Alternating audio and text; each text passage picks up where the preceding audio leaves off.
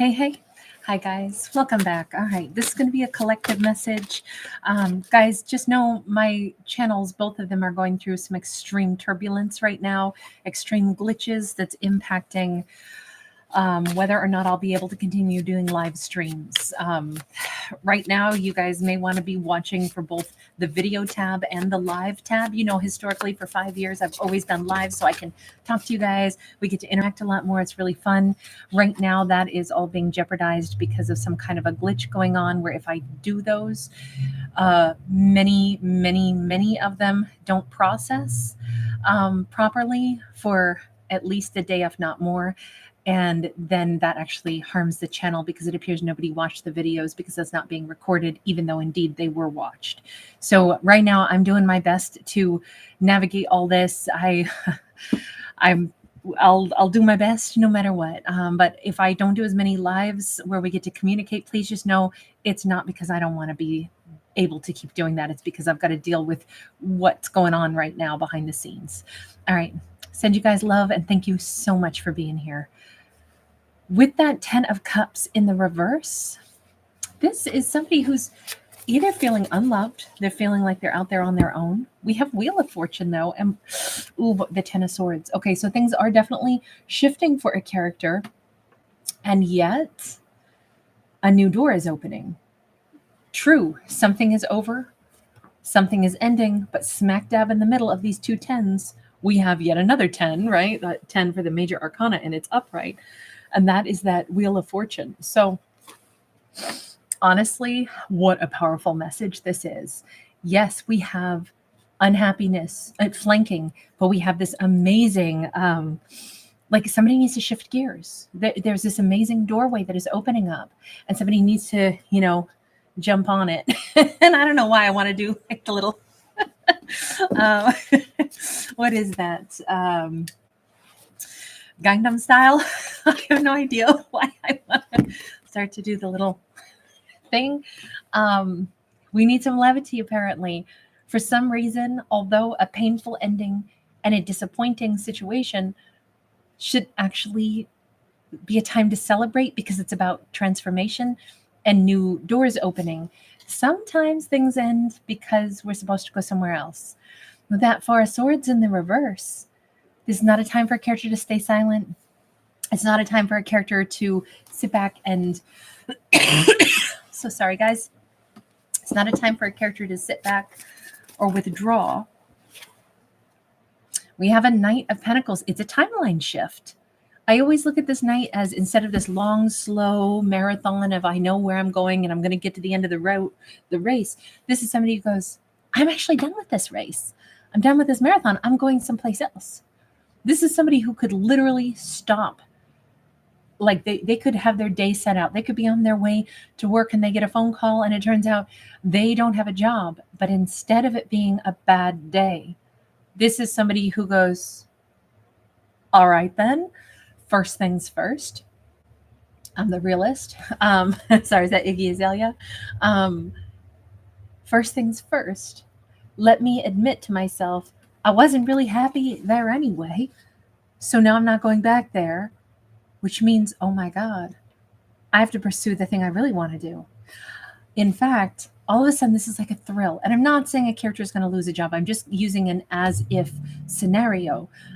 This could be a character who, on their own accord, is waking up one morning and saying, there are some things that I'm not thrilled about. So why don't I quit doing the things that I'm not thrilled about and change gears, change directions? Look, the Wheel of Fortune is on our character's side. This right here says it's not only is it going to be all right, it's going to be really amazing. I'm hearing everything is going to be all right, rockabye. I can't think who sings that song. Is that like early 2000s? King of Pentacles. We could have a character, possibly a feminine, who's leaving a relationship and actually meeting the person of her dreams. It almost feels it's more than that, though. I don't know if somebody's going to be leaving London and instead falling in love with somebody who's in the Mediterranean. And it's like, oh my God, I left rainy London for this sun-drenched Mediterranean. I mean, and that maybe is what she always wished for. There's something about a change in partnerships, a change in maybe living scenarios, whatever this is, it's massive change on the horizon, but it is against the backdrop of, okay, this doesn't feel great. Oh, wow, this is over. But that's only because the new door has opened.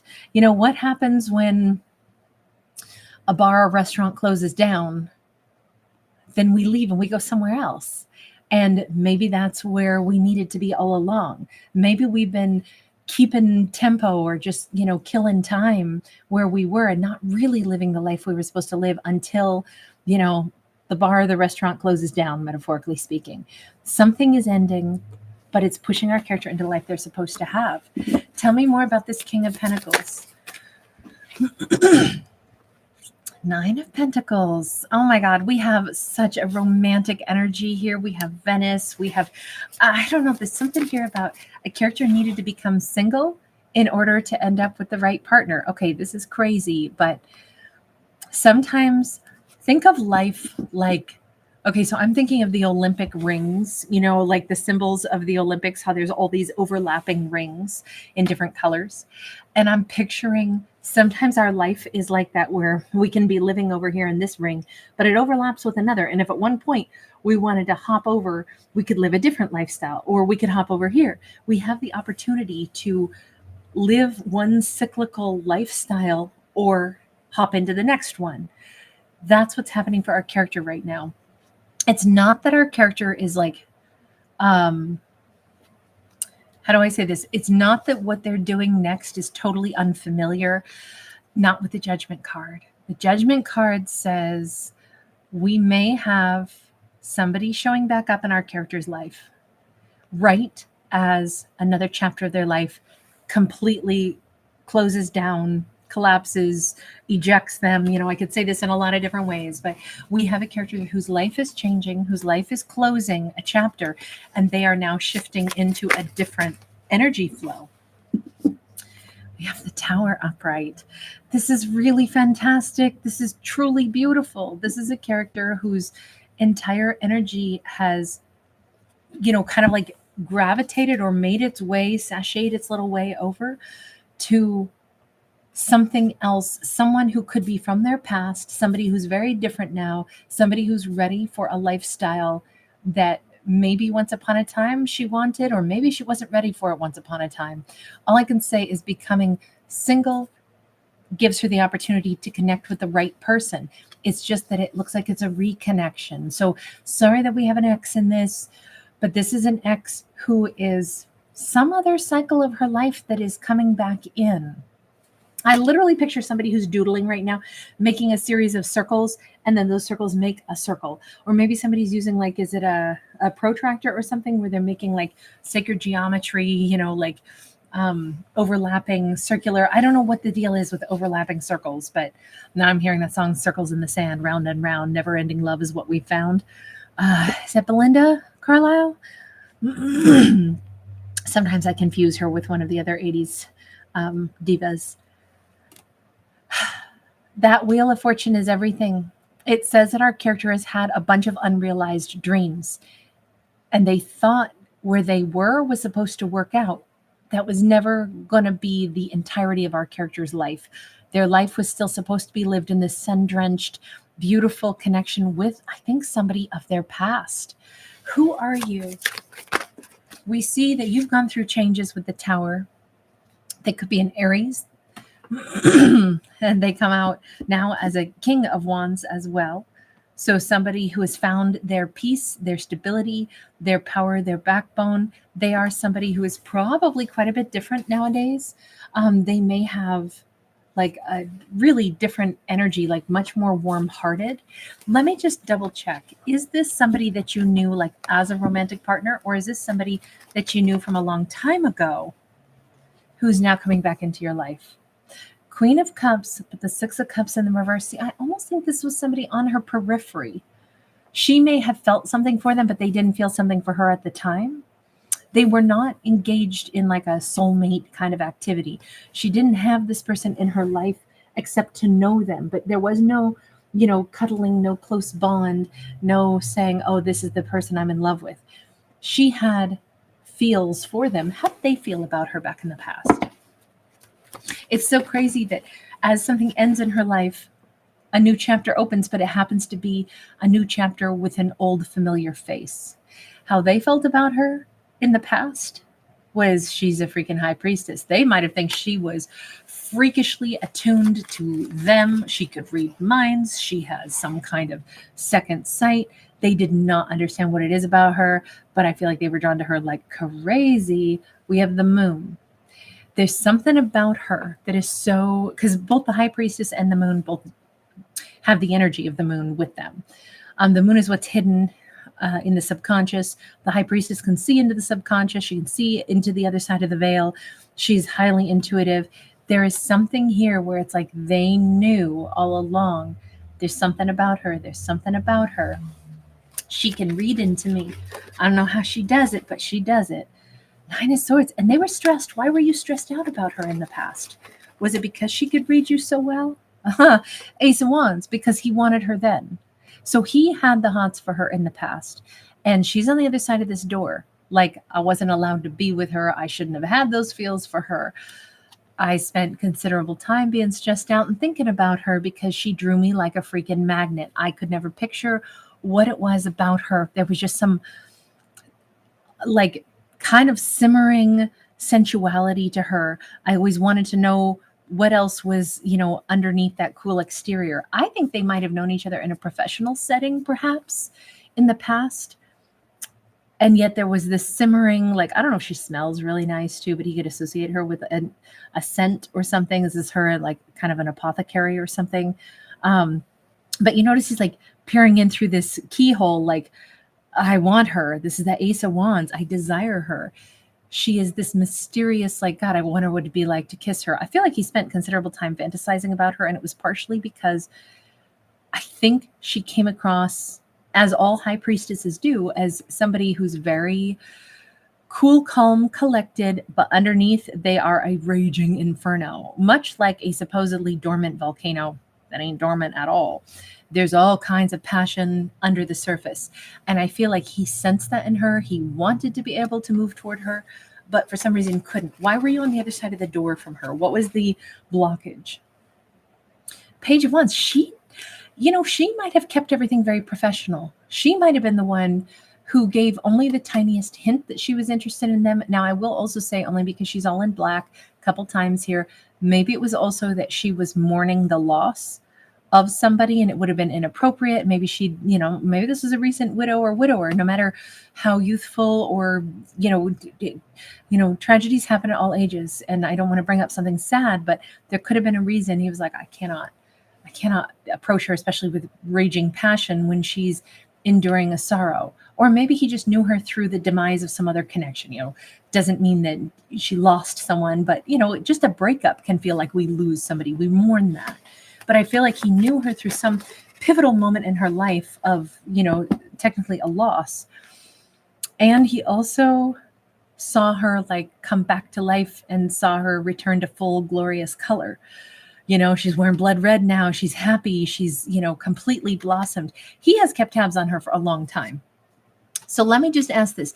Is it serendipitous that you are now stepping into her world? Because you notice how she has these, now I understand why I have that idea of all these loops, circular loops, because you notice how yet another cycle, much like what he was just describing, has happened to her again. She has had, and maybe will continue to live lives in one lifespan, like many lives in one lifespan. I would love to know what her palm looks like for a palmistry reading, because I'm wondering if, excuse me, there's something about like multiple avenues that her life will take. But here she is having some kind of an ending in her life now that is bringing her back around into his world. And when he knew her before, it was like, I can't have her. I can't, gravitate toward her. She's just gone through an ending. It's so weird how he's known her through an ending where it was like, it's not appropriate for me to approach. Maybe, she keeps a professional boundary up and I can't really break that boundary. But now all this time has passed and she's gone through another upheaval in her life and now he's coming in. Let me just, I got to figure this out. Is this serendipitous or did he know anything about this for him to be showing up? 7 of Cups, 4 of Cups, King of Cups. There is something where he listens to the call of the universe, and somehow he's still connected to her energetically, emotionally. Now, we have a perfectly matched pair. We have a king and a queen of cups on this story. She is at a place where it's a little bit like, okay, I don't know what comes next in my life. I'm at this weird precipice. Some other things in my life have ended. I'm looking ahead, but I don't really see what is ahead. And it's so crazy because he's been standing over here, hand in a pocket, and the other one's throwing a peace sign. Sorry. Is that Jagged Little Pill? Is that Alanis Morissette? Excuse me.